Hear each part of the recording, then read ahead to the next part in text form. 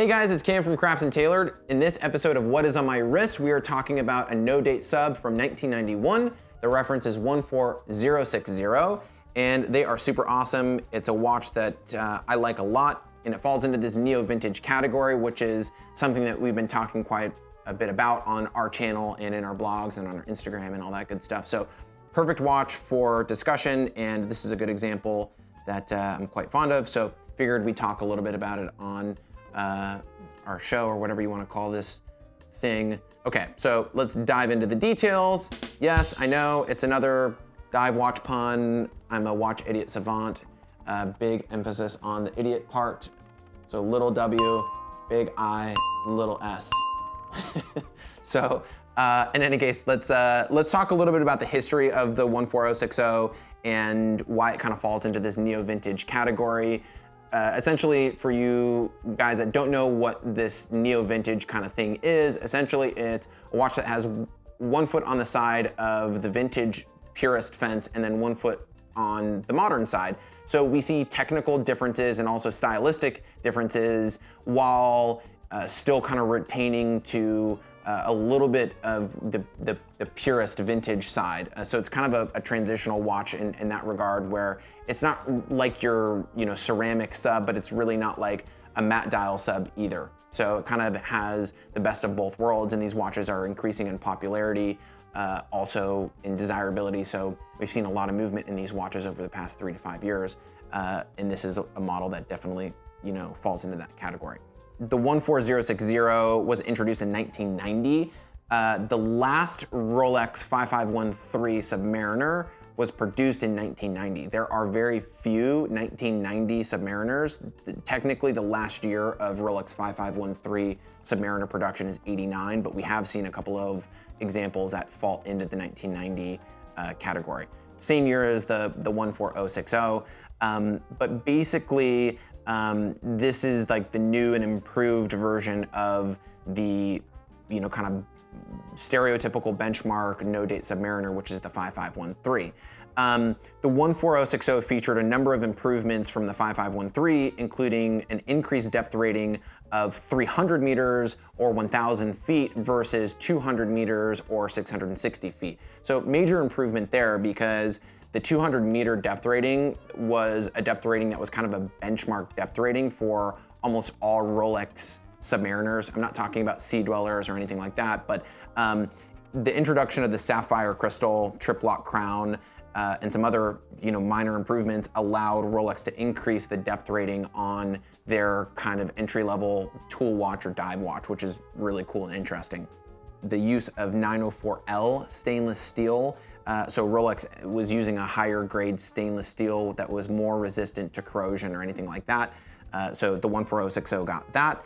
And the other thing that's really interesting is Rolex introduced a unidirectional, not a bidirectional rotating bezel. So we have the introduction of the click spring in the no-date line of subs. I believe the first watch, actually I know the first watch that Rolex produced that introduced the click spring was the 16800, which is essentially the date version of a no-date sub. So the no-date sub got the click spring in a unidirectional bezel versus a bidirectional bezel, and the 14060. And essentially the reason why they did that was because if you were timing something like decompression or bottom time or something like that, the unidirectional bezels had a tendency to slip, so you'd lose your reference point.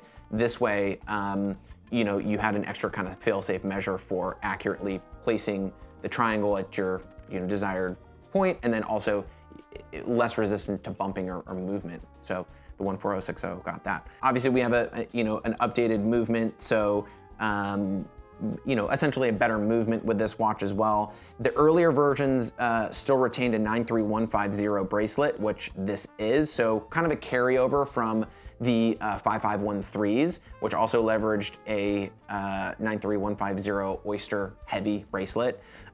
Same thing here, we still have the diving extension inside the clasp of the bracelet, and then it's kind of your stereotypical, normal flip lock clasp.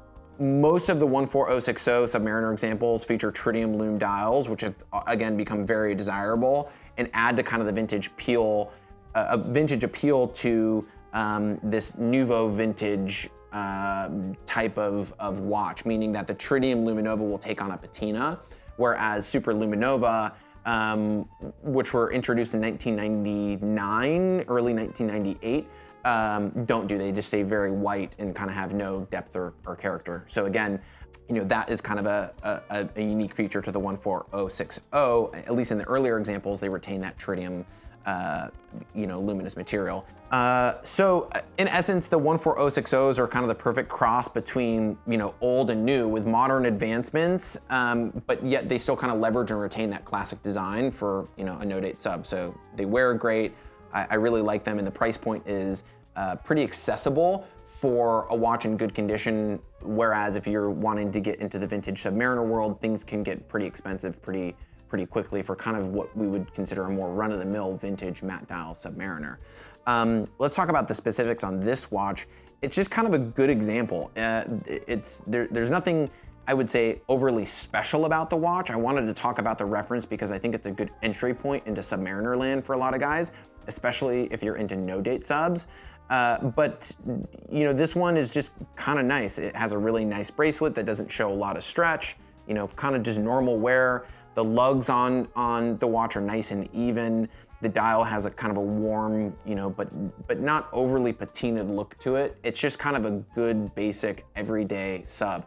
If you're gonna have one watch and one watch only, and you wanted a Submariner, this would make a great example. So I'll provide a link in the description below so that you can check out our entire collection of 14060 Submariners, but kind of a great entry point watch and, you know, iconic. I mean, I have been wearing this watch, it's great. I like this watch differently, but also kind of the same as my, you know, 5513. It just provides me with like a little bit more of a modern kind of feel. The great thing about these neo vintage watches as well is that, you know, if you spend, let's say $13,000 or $14,000 on a matte dial Submariner, you're gonna be a little bit more careful with it, right? You might not go jump into a swimming pool with it. You might not really, push the limits of the pressure rating on the watch. You know, if it's got a meters first dial or a gilt dial, right? Those dials are far and few between, very hard to replace if anything gets damaged, and same thing with parts. The 14060, on the other hand, sapphire crystal, trip lock crown. You know, you could dive with this watch. You could jump in the pool with this watch. So kind of again, that perfect balance between something that's vintage and has vibe and character, but also something that is functional. So you could go use it, and you could, you know, live with the watch. And like I said, I think it would be a good daily driver. So again, I'll provide a link in the description below so you can check out our 14060s, and be sure to like, comment, and subscribe as always. Also be sure to check us out on Instagram because that's where we post the latest updates and content from Craft and Tailored. Thanks for tuning in, guys. I'll see you in the next one.